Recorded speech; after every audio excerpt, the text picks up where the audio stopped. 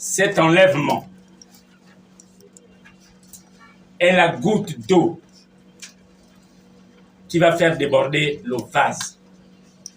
Trop, c'est trop.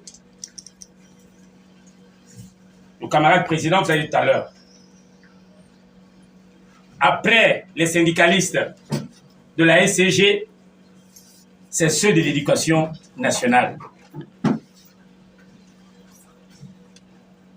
Nous voulons dire ceci directement au chef de l'État pour dire que l'exemple commence d'en haut. Depuis son arrivée au pouvoir, il ne reçoit uniquement que le patronat, jamais les forces ouvrières, alors que ce sont les ouvriers qui bâtissent, qui construisent un pays. Pourquoi ces deux poids, deux mesures? Le manque de considération du gouvernement envers les partenaires sociaux, c'est ce manque de considération qui donne aux forces de l'ordre et de sécurité, qui donne à des bandes de voyous ce courage de s'attaquer aux responsables syndicaux. Je voulais rappeler ceci. Qu'en dehors de la démocratie politique, il y a la démocratie sociale, il y a la démocratie économique. Et que les responsables syndicaux sont les élus des travailleurs. En ce moment, dans notre pays, il y a des gens qui jouissent d'une légitimité. Ce sont les leaders syndicaux qui sont élus par des travailleuses et des travailleurs. Donc, lorsque on vient arrêter ces citoyens comme des vulgaires bandits, comme des vulgaires voyous, c'est un mauvais indicateur pour notre transition. Nous pensions que la restauration des institutions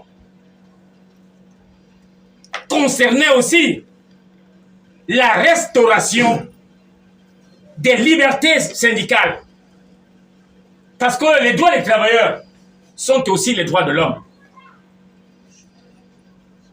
C'est pourquoi nous voulons encore une fois de plus qu'il faudrait que le président de la République essaie d'apaiser la tension qu'il y a en recevant, comme le fait toujours le président Macron quand il arrive au pouvoir, les premières personnes que le président de la République doit recevoir, ce sont les représentants des travailleurs.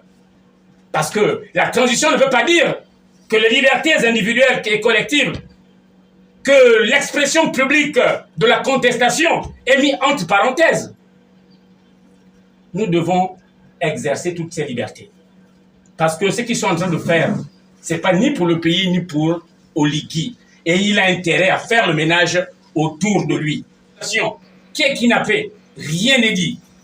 Ni à Gabon 24, ni à Gabon 22 ou 21 et autres, ni à Gabon Matin. C'est RFI, une chaîne étrangère de la colonisation qui nous donne l'information. Est-ce que c'est sérieux? Est-ce que c'est sérieux? Regardez la distance qu'il y a entre Martine Oulabou et la maison Georges Rawiri. On a un jet de pierre. Mais cette presse n'arrive pas à se déplacer pour couvrir un tel événement. J'ai honte de mon pays avec une telle presse. Ils sont prompts à aller couvrir les Atalakou et la danse Ngunda, ici et là. Alors que nous avons quelqu'un qui se bat depuis plusieurs années pour que notre système éducatif puisse marcher sur les deux pieds. Pour qu'on ait une école pour réussir et non une école pour échouer.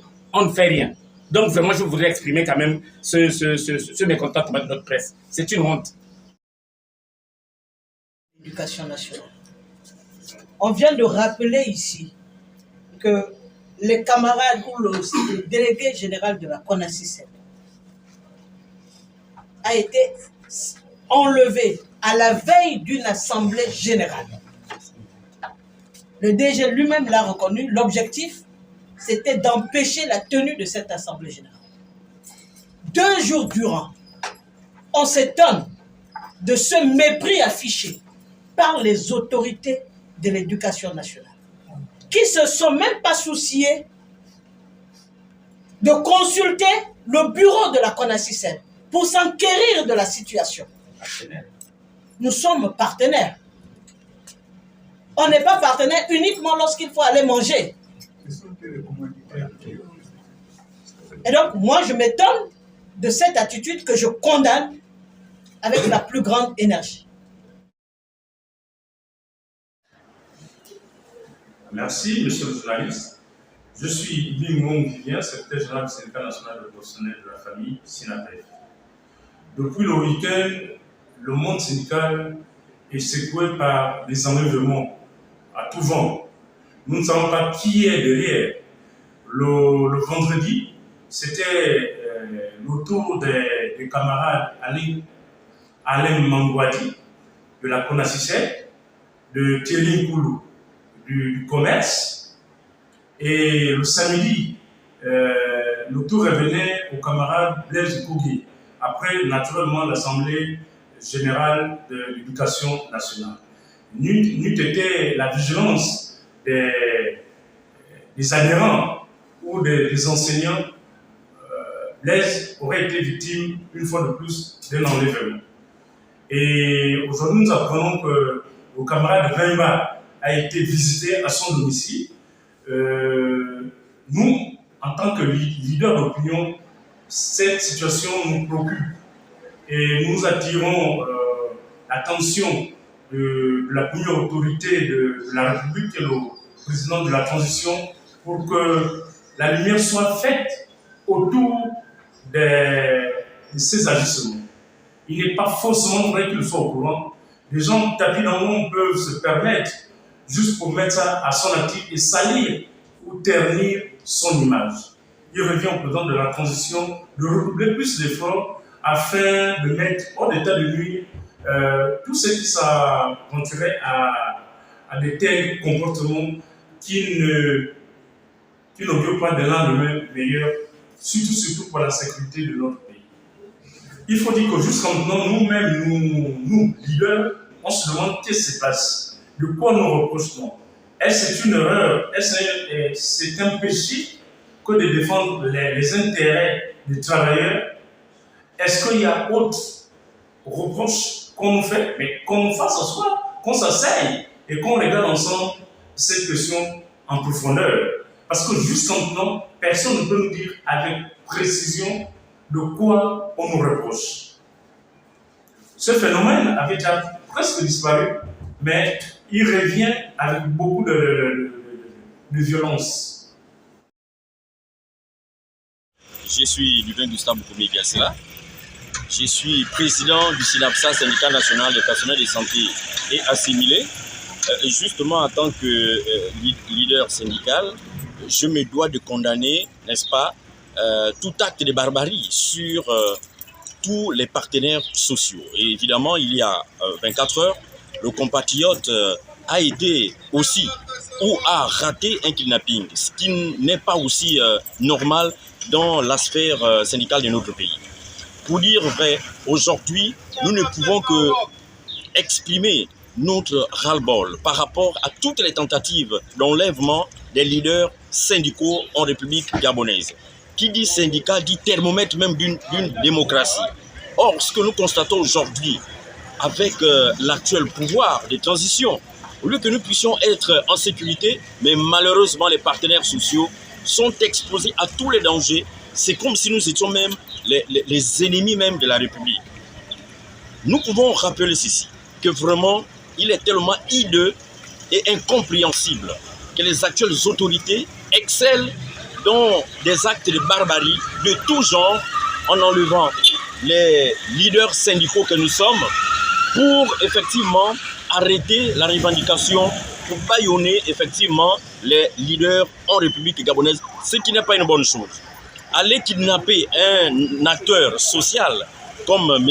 Vemba, qui est notre frère par solidarité, c'est un membre de la société civile, notamment syndicaliste, nous ne pouvons que condamner. Ce ne sont pas des bons actes et nous croyons évidemment que l'actuel pouvoir doit arrêter avec ces trous d'air, avec ces bourdes que nous voyons maintenant tous les jours, nous constatons tous les jours. Et aujourd'hui, nous attirons l'attention effectivement du président de la transition pour dire ce qui suit, que nous ne sommes pas des vents à guerre, nous ne sommes pas des ennemis de la République. Aujourd'hui, et dans tout le monde entier, pour jauger le niveau de démocratie, il faut regarder le syndicalisme. Nous sommes les partenaires, nous ne sommes pas là effectivement pour contribuer à une quelconque déstabilisation. Mais nous constatons aujourd'hui qu'il y a une certaine pression, une certaine délinquance politique déversée sur les partenaires sociaux que nous sommes. Nous ne comprenons pas, au lieu que la transition soit mise en place pour pouvoir rassurer, n'est-ce pas, les populations, mais malheureusement, les militaires qui ont pris le pouvoir s'érigent en gourous contre principalement les leaders syndicaux que nous sommes. Et nous condamnons cela et nous souhaitons effectivement que les auteurs de ces actes soient effectivement punis par la loi. Parce qu'il y a des dispositions pénales qui existent, qui condamnent ce genre d'actes.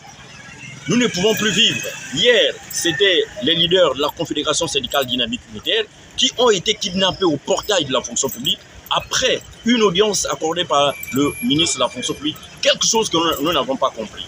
Pour le signaler, ces leaders de la Confédération syndicale dynamique unitaire, les deux qui ont été kidnappés et amenés nuitamment cagoulés au niveau de la présidence de la République, n'étaient pas une menace à cette audience. Mais ce que nous constatons, c'est qu'il y a une multiplication des bourdes de la part des militaires qui assurent la transition aujourd'hui, au lieu que les militaires soient là pour protéger le peuple, mais malheureusement, ils sont là pour bâillonner le même peuple. Et c'est vraiment inquiétant. Nous ne savons pas où nous allons, pour dire simplement que nous traversons actuellement une zone d'incertitude.